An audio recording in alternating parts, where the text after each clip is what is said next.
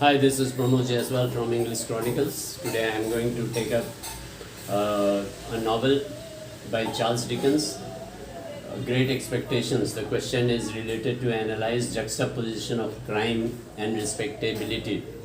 I'll give you a detailed notes that will be very helpful to answer the questions in your forthcoming examination. Let's see.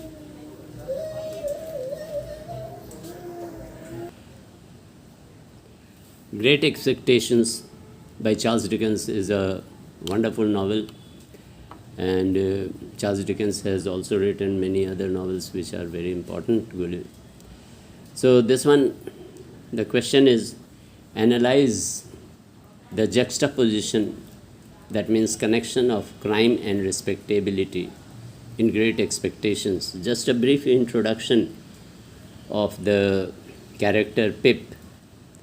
He is a small country boy living in a village countryside, and Joe, with Joe, he is doing his apprenticeship with Joe, and he is a very simple and sober. His sister is married to Joe, but his aspirations and expectations are not much.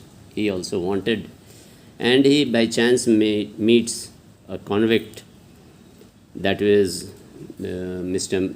Magwitch, in the marshes, and there he has to supply him with food and a file because he is handcuffed. And there the story begins. Now the juxtaposition means connection between crime and respectability. Though Pip didn't do any crime, but he was somehow attached to a criminal, that is Magwitch, who is a convict. He is a fugitive. He has run away from the prison. And fortunately, or you may call unfortunately, he meets Pip meets the convict in the marshes. So let's analyze this question and the text. The earth being born with the sunshine and extreme heat. Likewise, criminals crop up from the respectable society. The Pip was a simple, sober country boy, being quite unfamiliar with the acts of heinous crime. He was a simple boy. He has no attachment with any criminal activities. But one day in the marshes, he came face to face with the convict. He was scared also, but he was a very innocent and sober boy. But he was forced to do a trivial crime, a small crime of stealing food for convict and a file for him. Now it was this act of Pip's kindness that sprouted in the heart of the convict a dint of sympathy, a kindness, that later we shall see that he became the benefactor of Pip. He wanted him to live a luxurious life, to be a gentleman, and lead a comfortable life. So one day he confronted him. Let's see what further. So it was this act of his kindness that aroused in the heart of the criminal a tint of sympathy for Pip, that we come to know later in the end of the story, that he became the benefactor of Pip. Pip, unknowingly, out of the blue, he came to know that he has inherited a good fortune, a great fortune. What was the convict's motive? It was simply because in return of what he had done in the marshes, he wanted to make him a gentleman so that he can live a luxurious life.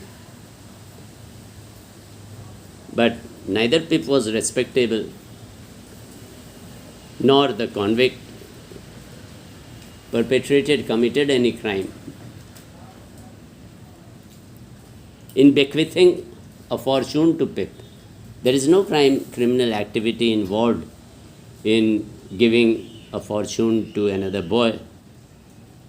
Still, he has been targeted.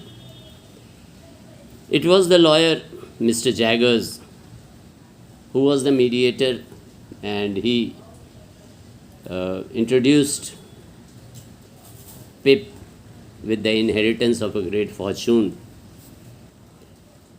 And he tried to somehow manage to make both ends meet. Though Mr. Jagger was a lawyer, and his connection with the prison facilitated and solved many problems as he materialized the negotiation between the prisoner and the beneficiary in the name of charging a nominal fee. He materialized things, he had good connections in the prison that solved the problems of many people. Now, Charles Dickens has used very subtly, very skillfully, he has revealed by this wonderful, his art is revealed by this wonderful spectacle. Now, what is this spectacle? What is this sight? That both the convict and the respectable Pip are in the same couch, same coach. One is handcuffed, that is obviously the convict, and he is in the shackles.